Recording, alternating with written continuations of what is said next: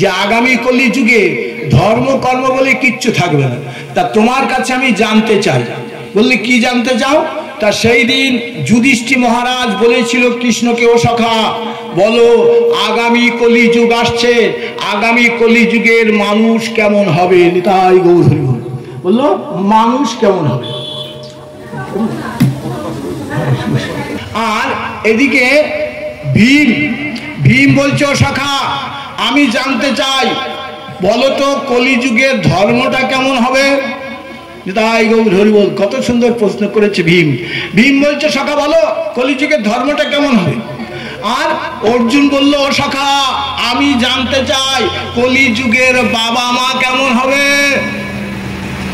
আর ভগবান শ্রীকৃষ্ণ বলছে, ও নকুল তুমি কিছু বলবে না?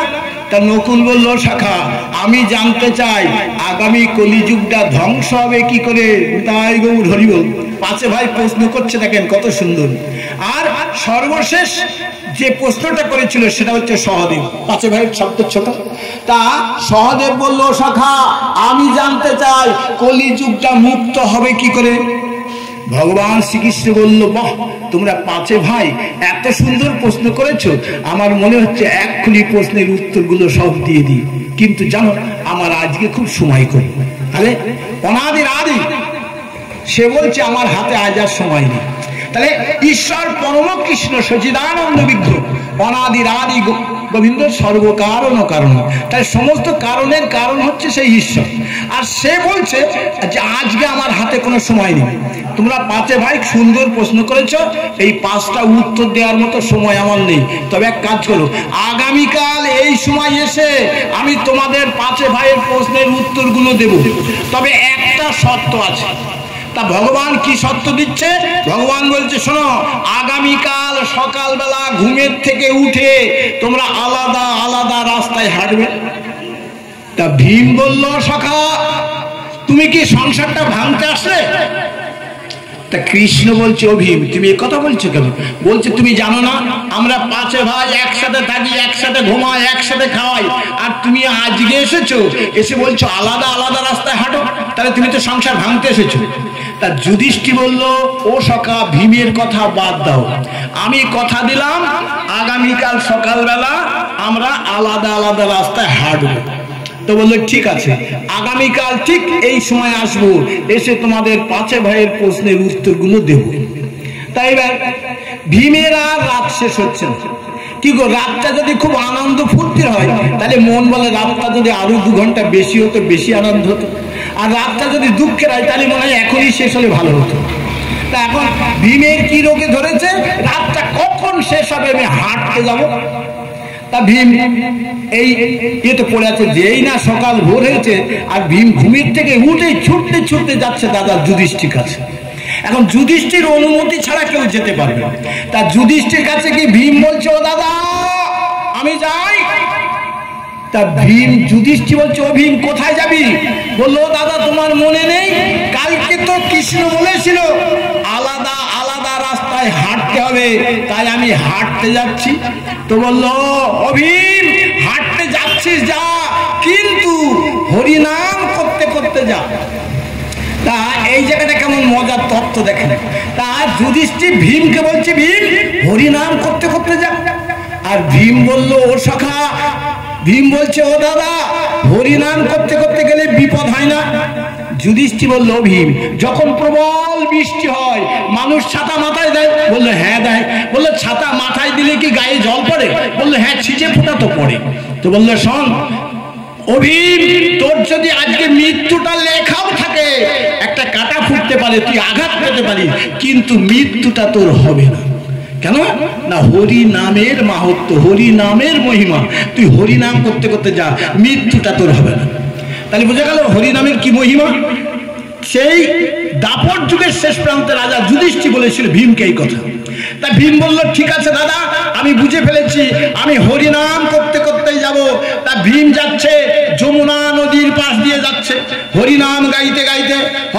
সাথে সাথে আমরা সবাই একটু হরিনাম করি, হরে কৃষ্ণ কৃষ্ণ কৃষ্ণ হরে হরে, হরে রাম রাম রাম হরে হরে, কৃষ্ণ কৃষ্ণ হরে হরে হরে রাম রাম রাম হরে হরে হরে কৃষ্ণ কৃষ্ণ কৃষ্ণ হরে হরে হরে রাম রাম রাম হরে হরে হরে কৃষ্ণ কৃষ্ণ কৃষ্ণ হরে হরে। এবার ভীম যমুনা নদীর তীরে হরিনাম গাইতে গাইতে যাচ্ছে। তা ভীম দেখলো যমুনা নদীর উপরে একটা মরা গলা পচা দেহ ভাসছে, আর তার উপরে একটা পাখি বসে আছে, তার সারা ডানায় কৃষ্ণ নাম লেখা। তাই গৌর হরি বল। তা ভীম মনে মনে ভাবছে কি আশ্চর্য, এই পাখিটা যদি কৃষ্ণ ভক্ত হবে, এর সারা ডানায় কৃষ্ণ নাম লেখা, তাহলে পাখিটা কেন মরা পচা গলা দেহের উপরে বসে আছে? কৃষ্ণ ভক্ত হলে হরি কথা কৃষ্ণ কথা বলবে, পরিষ্কার জায়গায় থাকবে, সাধুগুরু বৈষ্ণবদের কাছে হরি কথা কৃষ্ণ কথা বলবে, মরা দেহের উপর কেন বসে থাকবে? সারা গায়ে এর কৃষ্ণ নাম লেখা আছে। তা ভীম বললে এর মধ্যে কোনো কারণ আছে, আমি আর এক পাও এগোবো না, আমি এখন হস্তিনায় ফিরে যাই, আগামীকাল কৃষ্ণর কাছে জিজ্ঞাসা করে নেবো ব্যাপারটা। এবার ভীম ফিরে আসলো হস্তিনায়। এবার যুধিষ্ঠির যাচ্ছে, ভীম যেদিকে গেছে তার বিপরীত দিক দিয়ে যাচ্ছে, যমুনা নদীর তীর দিয়ে। আর যুধিষ্ঠির কি নাম গাইতে গাইতে যাচ্ছে? কৃষ্ণ মন্ত্র। ওগো আপনারা সবাই জানেন তো কৃষ্ণ মন্ত্র? এই অনেকে বলে কৃষ্ণ মন্ত্রই তো, হরে কৃষ্ণ কৃষ্ণ কৃষ্ণ হরে হরে হরে রাম রাম রাম হরে হরে। না, ভুল। এটা হচ্ছে মহামন্ত্র। পৃথিবীতে যত মন্ত্র আছে তার মধ্যে সর্বশ্রেষ্ঠ মন্ত্র হচ্ছে হরিনাম। হরিনামের উপরে কত মন্ত্র নেই। আর ভীম রাজা যুধিষ্ঠির কৃষ্ণ নাম করতে করতে, মানে কৃষ্ণ নাম না, কৃষ্ণ মন্ত্র গাইতে গাইতে যাচ্ছে। কৃষ্ণ মন্ত্রটা যারা অষ্টাদশ এই শতনাম পড়েন না, শতনামের প্রথমেই দেখবেন কৃষ্ণ মন্ত্রটা দেওয়া আছে। যাদের বাড়িতে শতনাম আছে দেখবেন দেওয়া আছে। এই যুধিষ্ঠির সেই মন্ত্র গাইতে গাইতে যাচ্ছে যমুনা নদীর তীরে। শ্রীকৃষ্ণ গোবিন্দ হরে মুরারি হে নাথ নারায়ণ বাসুদেব। শ্রীকৃষ্ণ গোবিন্দ হরে মুরারি হে নাথ নারায়ণ বাসুদেব।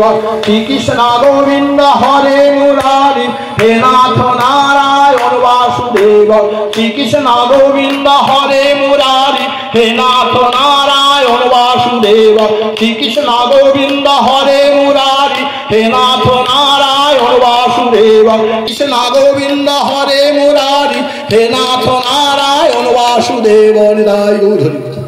তা যুধিষ্ঠির কৃষ্ণ মন্ত্র গাইতে গাইতে যাচ্ছে। তা যুধিষ্ঠির দেখলো তার সামনে একটা বিশাল বড় হাতি এসে দাঁড়িয়েছে।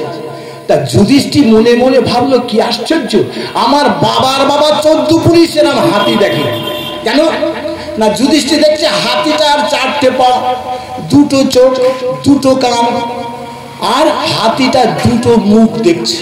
তা যুধিষ্ঠির বলছে কি আশ্চর্য, আমার বাবার বাবা 14 পুরুষ এরকম হাতি দেখিনি, যে একটা হাতির 2টো মুখ। আপনারা দেখেছেন কেউ? কিন্তু যুধিষ্ঠির সেদিন দেখছে একটা হাতির 2টো মুখ। তা যুধিষ্ঠির বললো এরকম হাতি তো কেউ কোনোদিন দেখেনি, তা আমি যখন দেখছি তখন এর মধ্যে কোনো কারণ আছে, আমিও আর হাঁটবো না, আমিও হস্তিনায় ফিরে যাই, কালকে কৃষ্ণ সখা আসলে কৃষ্ণর কাছে জিজ্ঞাসা করবো ব্যাপারটা। আগামীকাল ওই যে টাইমে বলেছিল প্রশ্ন করেছে সেই টাইমে উত্তর দেবে কৃষ্ণ। তো বললো ওই টাইমে আমি বলে দেবো। তা এবার দুর্যোধন নাই অর্জুন যাচ্ছে ফাঁকা মাঠের মধ্যে দিয়ে, আর অর্জুন যাইছে ভগবানের জয়গান দিতে দিতে।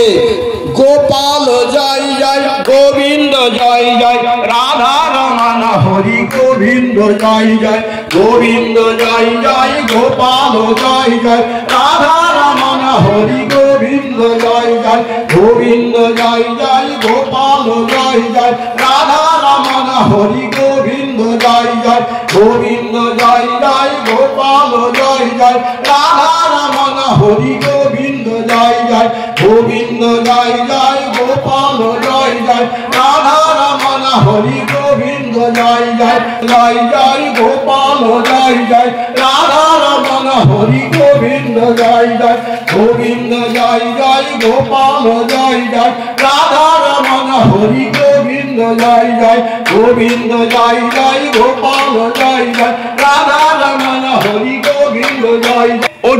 অর্জুন ফাঁকা মাঠের মধ্যে যাচ্ছে।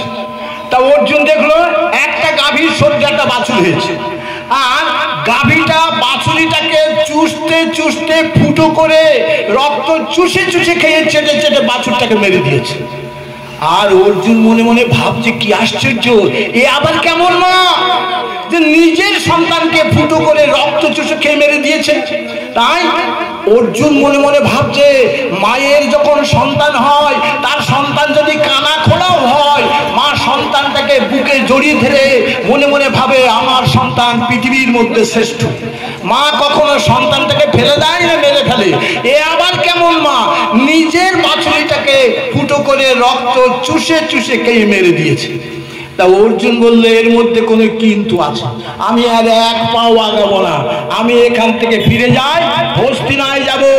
আগামীকাল যখন কৃষ্ণ আসবে, কৃষ্ণকে জিজ্ঞাসা করে নেব ব্যাপারটা। তাহলে ভীম, অর্জুন আর যুধিষ্ঠির তিনজনে ফিরেছে, এখনো দুজন বাকি। তা এবার নকুল যাচ্ছে ভগবানের নাম গাইতে গাইতে। নকুল গাচ্ছে হে নাথ নারায়ণ হরি, হে নাথ নারায়ণ হরি, জয় গোপাল কৃষ্ণ মুরারি, হে নাথ নারায়ণ হরি, জয় গোপাল কৃষ্ণ মুরারি, জয় যাদব মাধব মুকুন্দ, কৃষ্ণ কেশব গোবিন্দ, হে নাথ নারায়ণ হরি, জয় গোপাল কৃষ্ণ মুরারি, জয় যাদব মাধব মুকুন্দ, কৃষ্ণ কেশব গোবিন্দ, হে নাথ নারায়ণ হরি, হে নাথ নারায়ণ হরি, দেব গিরিধারী, হে নাথ নারায়ণ হরি, হে নাথ নারায়ণ হরি, হে নাথ নারায়ণ হরি, হে নাথ নারায়ণ হরি, হৃদয় গৌর হরি বল। তা নকুল কি দেখলো? জঙ্গলের ভিতর দিয়ে যাচ্ছে। তা নকুল দেখলো যে পরপর ছখানা গর্ত, চারটে গর্ত জল পূর্ণ ভর্তি, দুটো গর্ত খালি। তা নকুল পাঁচে ভাইয়ের মধ্যে ছিল জ্ঞান। তা নকুল বলছে কি আশ্চর্য, জলের ধর্ম তো সমুচ্চতায় থাকা, একটু উঁচু নিচ হলে যেদিকে নিচু জল সেই দিকে গড়িয়ে যাবে, কিন্তু পাশাপাশি গর্তগুলো চারটে গর্তে জল ভর্তি, দুটো গর্ত খালি কেন? তা নকুল বললে এর মধ্যে কোনো কিন্তু আছে, আমি আর এক পাও আগাবো না, আমিও আজ হস্তিনায় ফিরে যাই, আগামীকাল আমি কৃষ্ণকে জিজ্ঞাসা করবো ব্যাপারটা কি। এবার একজন বাকি আছে, কে? সহদেব। তা সহদেব যাচ্ছে দুটো পাহাড়ের ভিতর দিয়ে। তা সহদেব দেখছে যে উপর থেকে পাথরগুলো মাটিতে পড়ছে, আর সহদেব যেই না হরিনাম গাইতে শুরু করেছে, হরে কৃষ্ণ কৃষ্ণ কৃষ্ণ হরে হরে, হরে রাম রাম রাম হরে হরে, হরে কৃষ্ণ কৃষ্ণ কৃষ্ণ হরে হরে, হরে রাম রাম রাম হরে হরে। গুলো নিচেই পড়ছিল, কিন্তু সহদেব যেই না হরিনাম গাইতে শুরু করলো, সহদেবের মুখের হরিনাম শুনে দুব্ব ঘাসে বড় বড় পাথরগুলো আটকে যাচ্ছে আর মাটিতে পড়ছে। হরি হরি বুঝে দেখেন, পাথরগুলো পড়ছিল, যেই সহদেব হরিনাম গাইল আর পাথরগুলো ওই দুব্ব ঘাসে আটকে গেল আর নিচে পড়ছে। একটা দুব্ব ঘাসের কত শক্তি, একটা পাথর আটকে রেখে দিচ্ছে। তা সহদেব বললে কি আশ্চর্য, আমি তো দেখছিলাম উপর থেকে পাথরগুলো পড়ছিল, আমি যেই হরিনাম শুরু করলাম দুব্ব ঘাসের পাথরগুলো আটকে গেল, কি আশ্চর্য, আমি আর এক পাও আগাবো না, আমিও হস্তিনায় ফিরে যাই, আমি আগামীকাল যখন আমার সখা কৃষ্ণ আসবে, কৃষ্ণকে জিজ্ঞাসা করবো ব্যাপারটা। এইবার পাঁচে ভাই ফিরে এসেছে। এইবার পরের দিন যে সময়ে কৃষ্ণ আসার কথা, সেই সময়ে কৃষ্ণ আসলো, সবাই উলুর ধ্বনি দিল, হরির ধ্বনি দিল, আর ভক্তরা সবাই উলুর ধ্বনি হরির ধ্বনি দিচ্ছে। কেন না কৃষ্ণ এসেছে। আর এরা পাঁচে ভাই মাথা গুজে বসে আছে। তা কৃষ্ণ বলছে কি গো, সবাই উলুর ধ্বনি দিল, হরির ধ্বনি দিল, তোমরা পাঁচে ভাই কেন মাথা গুজে বসে আছো? তা ভীম রেগে গিয়ে বললো, সখা তোমার জন্যই হয়েছে, তা যুধিষ্ঠির বলছে, হ্যাঁ সখা, ভীম ঠিকই বলেছে, তোমার জন্যই যেটা হয়েছে। বললে কেন, আমি কি করবো? বললো, জানো সখা, তুমি যে আমাদের বললে আগামীকাল আলাদা আলাদা রাস্তায় হাঁটবে, এই আলাদা আলাদা রাস্তায় হাঁটতে গিয়েই সখা যত বিপদ। বললো কেন, কি হয়েছে? বললো, আমরা এক একজন এক এক রকম দেখলাম। তা কৃষ্ণ যুধিষ্ঠিরকে বলছে, ও যুধিষ্ঠির, তুমি কি দেখেছো আগে বলো তো? তা যুধিষ্ঠির তখন বলছো, সখা আমি কি দেখেছি শোনো, আমি তো যমুনা নদীর তীর দিয়ে যাচ্ছিলাম, দেখলাম যে একটা হাতি। বললো, জানো সখা, আমি যে হাতিটা দেখেছি, ওই হাতি আমার বাবার বাবা 14 পুরুষকেও এমন হাতি দেখে। তা কৃষ্ণ বলছে, ও যুধিষ্ঠির, তুমি কালকে নাকি কি প্রশ্নটা করেছিলে সেটা একবার বলো তো শুনি। তা যুধিষ্ঠির বললো, সখা আমি তো তোমাকে প্রশ্নটা করেছিলাম, কলিযুগের মানুষ কেমন হবে। তো বলছে, ওই দেখো, তুমি যেটা দেখেছো না, ওটা হাতি নয়, ওটা কলি। তো কলিযুগের মানুষের দুটো মুখ হবে। কিরকম? একটা হচ্ছে বহির্মুখ, একটা অন্তর্মুখ। এইবার বহির্মুখে বলবে একরকম, করবে আর একরকম। অর্থাৎ মুখ হচ্ছে দুটো। আরো পরিষ্কার করে বলি, যখন ভোটের সময় ভোট আসে, নেতা মন্ত্রীরা বাড়িতে যাবে, কি বলো দাদা ভোটটা দিও, তোমার যার সমস্যা সব করে দেবো। আপনার বাড়ির পাশে কলটা যখন খারাপ হবে না, ওই দরখাস্ত লিখতে লিখতে খাতার পৃষ্ঠা শেষ, কল আর হবে। এরকম ভাবে কলিযুগের মানুষ। তাই যুধিষ্ঠির মহারাজকে কৃষ্ণ বোঝাচ্ছে যে শোনো, আগামী কলিযুগের মানুষ এরকম ভাবে দ্বিমুখী, অর্থাৎ এদের দুটো মুখ থাকবে। একটা মুখে মধুর মধুর ভাষা একটা মুখে দেবে, আর একটা অন্তরে আর একটা মুখ থাকবে, সেই মুখটা বাইরে আসবে। বুঝা গেল? তা যুধিষ্ঠির বললো, ও সখা, আগামী কলিযুগে যেন তুমি আমাকে পাঠিও না। কলিযুগের মানুষ যদি এরকম হয়, আমি আর কলিযুগে যেতে চাই না। তো বললো, ঠিক আছে। এবার ভীম বলছো, সখা এবার আমারটা বলো। বললো, তুমি কি দেখেছো ভীম? বললো, সখা আমি তো দেখলাম যমুনা নদীর উপরে একটা মরা পচা গলা দেহ, তার উপরে একটি পাখি বসে আছে, পাখিটার সারা ডানায় কৃষ্ণ নাম লেখা। তো বলছে ভীম বলছে কৃষ্ণকে, জোর সখা বলো তো, ওই পাখিটা যদি কৃষ্ণ ভক্ত হবে, তাহলে ওই মরা দেহের উপরে কেন বসে থাকবে? তা কৃষ্ণ বলছে, ভীম তুমি কালকে আমাকে কি প্রশ্ন করেছিলে সেটা বলো। তা ভীম বলল, সখা আমি তো জানতে চেয়েছিলাম তোমার কাছে কলিযুগের ধর্মটা কেমন হবে। আর কৃষ্ণ বলছে, ভীম বুঝতে পারলে না, কলিযুগের ধর্মটা সাজা ধর্ম। কলিযুগে সবাই সাজতে ভালোবাসে, এরা সবাই সাজবে, এদের সাধু সাজবে, সাধুর তত্ত্ব তার ভিতরে থাকবে না। বৈষ্ণব সাজবে, বৈষ্ণবের তত্ত্ব তার ভিতরে থাকবে না। এরা হচ্ছে সাজার বাহার। কলিযুগের মানুষ সাধু সাজবে, বৈষ্ণব সাজবে, তিলক নেবে, মালা নেবে, সব নেবে, কিন্তু এই সবের তত্ত্ব তার ভিতরে থাকবে না। খুব কিঞ্চিত লোকের মধ্যে থাকবে, থাকবে না সবার মধ্যে। তাহলে কলিযুগটা সাজতে ভালোবাসে, কলিযুগের মানুষ সাজবে। এখন আমার ওই বন্ধু দিলীপ আমার পাশে বসে আছে, আপনারা দেখছেন আমার বন্ধু, তাই না? এখন 1000 টাকা দিলে ওকে আমি এমন বৈষ্ণব সাজিয়ে দেবো, আপনারা চিনতেই পারবেন না। আর ও যেখানে যাবে সবাই ওকে প্রণাম করবে। তার মানে আমাদের স্বভাবজাত ধর্ম, বৈষ্ণব দেখলে আমরা সবাই প্রণাম করি, বৈষ্ণবকে আমরা নিমন্ত্রণ অবজ্ঞা করি না, তা সবাই প্রণাম করি। তা সেই জন্য এই জগতে কলি যুগে মানুষ সাজের বাহার, এরা সাজতে সবাই ভালোবাসে। তা ভীম বলল, সখা কলিযুগের মানুষ যদি এমন হয়, কলিযুগ যদি সাজা যুগ হয়, তাহলে আমি আর কলিযুগে যাব না। বললো, ঠিক আছে। এইবার অর্জুন বলছো, সখা আমারটা বলো। বললো, তুমি কি দেখেছো? বললো, আমি তো হরি নাম গাইতে গাইতে যাচ্ছিলাম ফাঁকা মাঠ দিয়ে, তা দেখলাম একটা গাভীর একটা বাছুর হয়েছে, আর গাভীটা বাছুরিটা চাটতে চাটতে ফুটো করে রক্ত চুষে খেয়ে মেরে দিয়েছে। তা অর্জুন বলছে, ও সখা বলো তো, যদি এই মা কেমন, এটা আবার কেমন মা যে তার নিজের সন্তানকে ফুটো করে রক্ত চুষে খেয়ে মেরে দিল? তা কৃষ্ণ বলছে, অর্জুন তুমি গতকাল আমাকে কি প্রশ্ন করেছিলে? তো বললো, আমি তো প্রশ্ন করেছিলাম, আমি তো তোমার কাছে জানতে চাইছিলাম কলিযুগের বাবা মা কেমন হবে। তা কৃষ্ণ বলছে, বুঝতে পারলে না অর্জুন? ওই দেখো, মা ছেলেটাকে রক্ত চুষে খেয়ে মেরে দিয়েছে। অর্থাৎ কলিযুগের মা ছেলেকে মেরে দেবে, ছেলেও বাবাকে মেরে দেবে, এটা কলিযুগে হবে।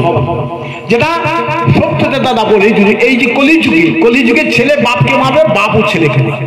আর একটা কি হবে কলিযুগের ধর্ম, তো বলছে কলিযুগের সব বাবা মাই চাইবে তার ছেলেটা সব থেকে পড়াশোনায় ভালো হোক, তার ছেলেটা সব থেকে বড় চাকরিটা করুক, তার ছেলে সব থেকে বেশি টাকা ইনকাম করুক। এইবার কঠোর পরিশ্রম করে ছেলে চাকরিটা পেল, চাকরি পেয়েছে, ছেলে কোনোদিন বাপকে বলে না যে ও খোকা টাকার দরকার, চাকরিটা পেয়েছিস এখন একটু হরিনাম কর, একটু গীতা ভাগবত পড়। একথা বলার ক্ষমতা কলিযুগে কোনো বাপের নেই, কারণ বাপ নিজে তো কোনোদিন হরিনামও করিনি আর বইও পড়েনি, তা ছেলেকে বলবে কি করে? তাই এরা হবে কলিযুগের মানুষগুলো এরকম, কলিযুগের বাবা মা এরকমই হবে। তাই বললো কলিযুগের বাবা মা এরকমই হবে, বললো হ্যাঁ। তা অর্জুনও বলছো সখা কলিযুগের বাবা মা যদি এরকম হয় তাহলে সখা তুমিও কলিযুগে আমাকে আর পাঠিও না, আমি আর কলিযুগে যাবো না। দেখেছেন কেউ আসতে চাচ্ছে না কলিযুগে। এইবার যাচ্ছে নকুল। নকুল বললো সখা আমারটা বলো। নকুল বললো তুমি কি দেখেছো? বললো সখা আমি তো হরিনাম করতে করতে যাইছিলাম, জঙ্গলের ভিতরে দেখলাম পরপর 6খানা গর্ত, 4টে পূর্ণ 2টো খালি। তো বললে ঠিক আছে তুমি আমাকে কালকে কি প্রশ্ন করেছিলে? বললো আমি তো প্রশ্নটা করেছিলাম, জানতে চাইছিলাম কলিযুগটা ধ্বংস হবে কি করে। বললো এই দেখো ওই দেখো 4টে পূর্ণ 2টো খালি, তাহলে অষ্টম প্রহরব্যাপী নাম যজ্ঞ হবে, খোল বাজবে, করতাল বাজবে, ভাগবত পাঠ হবে, হোম যজ্ঞ হবে, ভক্তের সেবা হবে, কিন্তু 2টো খালি, একটা নাম অপরাধ আর একটা সেবা অপরাধ। এই 2টো অপরাধে কলিযুগ ধ্বংস হবে। তাই বলছেন, তাহলে ভগবান শ্রীকৃষ্ণ বলছে 2টো গর্ত খালি, তার মানে এই নাম অপরাধ আর সেবা অপরাধ, এই 2টো অপরাধে কলিযুগ ধ্বংস হবে। সেবায় 64 প্রকার অপরাধ আর হরি নামে 10 প্রকার অপরাধ। তাহলে আমরা সবসময় অপরাধ করছি না, অপরাধের দিকে আগিয়ে যাচ্ছি। তার কারণ আমি পরশুদিন একটা গ্রন্থ পড়ছিলাম, এই গ্রন্থটা বলছে একজন ভক্ত সে যদি 24 ঘন্টা ধরে হরিনাম শ্রবণ করে, একজন ভক্তের সাথে একটা আন কথা বলে, এই মায়েরা দেখবেন হরিনাম নিষ্ঠা সহকারে শোনে, আর একজন মা এসে বলে এই তোর জামাই এসেছে, ওই কানেকশনটা যখন কেটে গেল, সে যতটুকু না পুণ্য সঞ্চয় করেছিল তার 75 ভাগ পাপটা নিয়ে সে বাড়িতে ঘুরবে। এ হচ্ছে কলিযুগে, এটা নাম অপরাধ। তাই এই নাম অপরাধের জন্য আমাদের আজ এই দশা, আমরা কোনো তাতে আগাতে পারছি না। এত হরিনাম এত ভাগবত, যে মা কিছুক্ষণ আগে বলছিল হচ্ছে, কিচ্ছু উন্নতি হচ্ছে না। হচ্ছে না কেন? তার একটাই কারণ আছে, আহার শুদ্ধ নেই আমাদের। আহার শুদ্ধ বলছে আহার বিহার মৈথুন নিদ্রা, এই 4টে যার শুদ্ধ নেই হরিভজন কৃষ্ণ ভজন হবে। আহার শুদ্ধ না হলে মন চিত্ত শুদ্ধ হবে না, চিত্ত শুদ্ধ না হলে মন শুদ্ধ হবে না, আর মন শুদ্ধ না হলে দেহ শুদ্ধ হবে না, আর দেহ শুদ্ধ না হলে মুখ দিয়ে যে বাক্যটা বেরোবে সেই বাক্যে কোনো কাজ হবে না, হবে না। তা সেই জন্য আহার বিহার নিদ্রাটাকে ঠিক রাখতে হবে। আর চৈতন্য মহাপ্রভু নিজে বলছে একবার হরিনাম করলে যত পাপ হয়, পাপীর বাবার সাধ্য নাই এত পাপ করে, একবার হরিনাম করলে সব পাপ ক্ষয় হয়। আবার পরক্ষণে চৈতন্য চরিতামৃতে কৃষ্ণদাস কবিরাজ গোস্বামী বলছে কোটি কোটি জনম ধরে যদি করি নাম সংকীর্তন তবু নাই পাই কৃষ্ণ প্রেম ধন। তাহলে একবার বলছে একবার হরিনাম করলে হবে, আর একবার বলছে কোটি কোটি জনম ধরে যদি হরিনাম করি তবু কৃষ্ণ চরণ পাবো না। তার কারণ কি? তারপরের ছত্রে চৈতন্য চরিতামৃতে বলছে যে নিরপরাধে লইলে নাম তবে পাই কৃষ্ণ প্রেম ধন। তাই গৌর হরি বল। এখন হরিনাম হচ্ছে, আগেই কন্ট্যাক্ট করছে যে দাদা তোমার বাড়ি হরিনাম করতে যাব 10,000 টাকা লাগবে। তাহলে যে লোকটা 10,000 টাকা নিয়ে হরিনাম করতে আসলো, যে দলটা, তার খেয়াল থাকবে টাকার দিকে, নামের দিকে নয়। তাই গৌর হরি বল। আমি এখানে ভাগবত পাঠ করতে এসেছি, আমার তো কিচ্ছু দেবেন, আমি কিছু আশা করি, আমি এসেছি কি আমি যেটা পাবো, আমার সব থেকে বড় পাওনা হচ্ছে আপনাদের মতো ভক্তের চরণ ধুলি, আপনাদের মতো ভক্তের চরণ ধুলি, এটাই আমি আশা করি। তার এটাই আমার পারিশ্রমিক। আমি যেখানে আসি এই নিজের গাড়ির তেল পুড়িয়ে আসি, তেল পুড়িয়ে যাই, আজ 5-6 বছর আসি আর যাই, কোনোদিন একটা নয়া পয়সা ওইখান থেকে নিয়ে যাই না, সামর্থ্য থাকলে কিছু দিয়ে যায়। তাহলে এই শুদ্ধ, এটা হচ্ছে শুদ্ধ ভক্তি। শুদ্ধ ভক্তি হচ্ছে ভক্তের আসল সম্পদ। শুদ্ধ শুদ্ধ ভক্তি, যে ভক্তির মধ্যে কামনা বাসনা থাকবে না, অর্থাৎ অকৈতব ভক্তি, যে ভক্তির মধ্যে কোনো চাওয়া পাওয়া কামনা বাসনা থাকবে না, এই ভক্তি হচ্ছে শ্রেষ্ঠ। এই ভক্তি যারা আছে সেই সাধু গুরুর চরণ সেবা করে গোবিন্দ চরণে পৌঁছাতে পারে, গুরুচরণ আশ্রয় করে। তাই এই হরি নাম করলে হবে না, হরি নাম করতে হলে এইগুলো দেখবেন। এখন মদ খেয়ে হরি নাম করছে, বিড়ি সিগারেট খাচ্ছে, হাত ধোই না মুখ ধোই না হরি নাম করে যাচ্ছে। তাহলে এরকম হরিনামে কি হবে বলেন তো? পাপ হবে। তাই বলছে, তাই নকুল জিজ্ঞাসা করেছিল এই দুটো খালি, অর্থাৎ একটা নাম অপরাধ আর একটা সেবা অপরাধ, এই দুটো অপরাধের জন্য কলিযুগটা ধ্বংস হবে। সেবায় 64 প্রকার অপরাধ আর হরিনামে 10 প্রকার অপরাধ। তাই এই 10 প্রকার অপরাধ হরিনামে বর্জন করে যদি হরিনাম করা যায়, তাহলে চোখে জলও আসবে, কৃষ্ণ প্রেমও আসবে, কৃষ্ণ প্রেমও অর্জন হবে, আর ওই ভব নদী পার হতে তার কোনো অসুবিধা হবে না। কলিযুগের মানুষ তো, কলিযুগের মানুষ কেউ বলছে আরে ও হরিনাম করলেও মরবে, হরিনাম না করলেও মরবে, তা হরিনাম না করে মরাই ভালো। কি গো, অনেক ভক্ত আছে দেখেন বলবেন ও হরিনাম করছে ও মরবে, আর আমি হরিনাম করি না আমিও মরব, তাহলে হরিনাম না করে মরাই ভালো। তাহলে দেখেন হরিনাম না করে মরা কেমন ভালো একবার বুঝে নেন। মানুষটা যখন মারা যায় সঙ্গে সঙ্গে দুটো তুলসীর পাতা চোখে দেওয়া হয়। পৃথিবীতে এত গাছ আছে, তুলসীর পাতা কেন দেওয়া হয়? মানুষটা যখন মারা যায় সঙ্গে গরুর পুরাণে বলছে সে কিন্তু সঙ্গে সঙ্গে বুঝতে পারে না যে সে মারা গেছে, সে কিন্তু তার পরমাত্মাটা বেরিয়ে এসে চিৎকার করে বলতে থাকে, ওগো তোমরা কাঁদছো কেন, এই দেখো আমি এখানে আছি, ভালো আছি। কিন্তু তার সেই আত্মাটা যখন আবার ওই দেহের মধ্যে প্রবেশ করতে যায়, জমের দুধ টেনে ধরে রাখে আর ঢুকতে দেয় না, তখন সে বুঝতে পারে আমি নিতাই গৌর হরিবোল হয়ে গেছে, আমি ওই দেহের ভিতরে আর প্রবেশ করতে পারলো না পরমাত্মা। আর সেই দিন এই জড় দেহটা, জড় দেহের মৃত্যু হয়, কিন্তু পরমাত্মার মৃত্যু হয় না। তাই পরমাত্মা সেদিন চিৎকার করে বলেছিল, ও তুলসী আমি ওই জড় দেহে আর দেখতে পাচ্ছি না, তুমি কৃপা করে আমার পরনয়নটা দান করো, তোমার পরনয়নের মাধ্যমে আমি ওই ভব নদীর তীরে যাতে পৌঁছে যেতে পারি। তাহলে ভব নদীতে যাওয়ার রাস্তাটা কেমন? বলছে দুর্গম দুস্তর রাস্তা, ওই রাস্তায় আপনার কেউ লাইট দেখিয়ে দেবে না, আপনাকে যেতে হবে। তুলসীর পরনয়ন যদি আপনি পেতে পারেন তাহলে ভব নদীর তীরে পৌঁছালে। তা ভব নদীর তীরে পৌঁছে কি দেখলাম, যারা চতুর নাইয়া তারা সবাই ভব নদী পার হয়ে যাচ্ছে, আর আমার মতো অধম ভব নদীর তীরে বসে বসে কাঁদছে। সেদিন কারা চতুর? বলছে হরিনাম কৃষ্ণ নাম বড়ই মধুর, যে জন কৃষ্ণ ভজে সে বড় চতুর, নিতাই গৌর হরি বল। তাই যারা এই হরি নামটা করলো, ভগবানের নাম গুণগান করলো, তারা সবাই ভব নদী পার হয়ে গেল। আর এই দেখেন তুলসী, তুলসীকে স্পর্শ করে আমি বলছি আজকের দিনে আপনারা যারা এখানে ভাগবত পাঠ শ্রবণ করছেন, এই কৃষ্ণখালীর মন্দিরে আপনার যেদিন মৃত্যুটা হবে, আপনি যদি ওই ভব নদীর তীরে পৌঁছাবেন, সেই দিন গোবিন্দ যদি আপনাকে আটকে রাখে, ভব নদী পার করে না দেয়, সেদিন এই তুলসী বলবে, ও গোবিন্দ তুমি কাকে আটকে রেখেছো?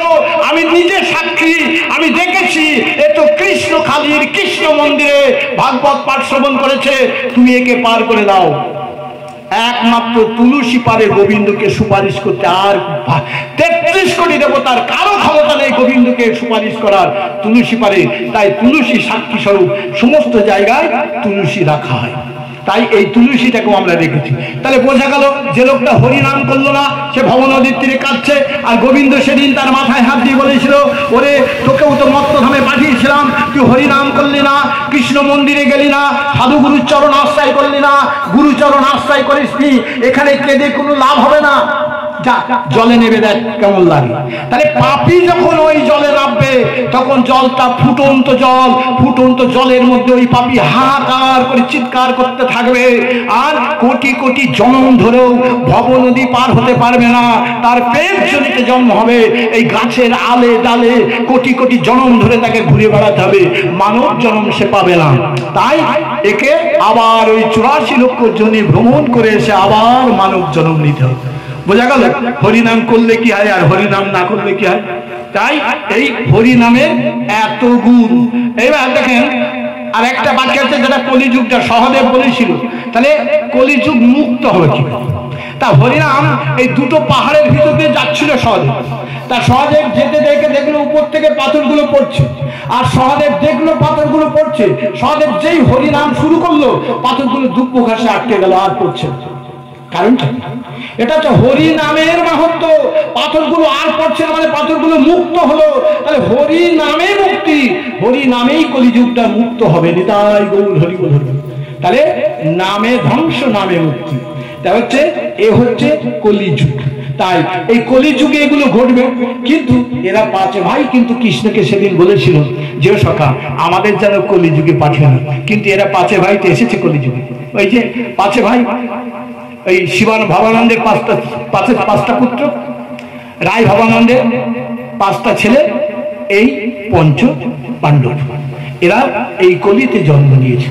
তাই এই কলিতে সবাই চলে এসেছে।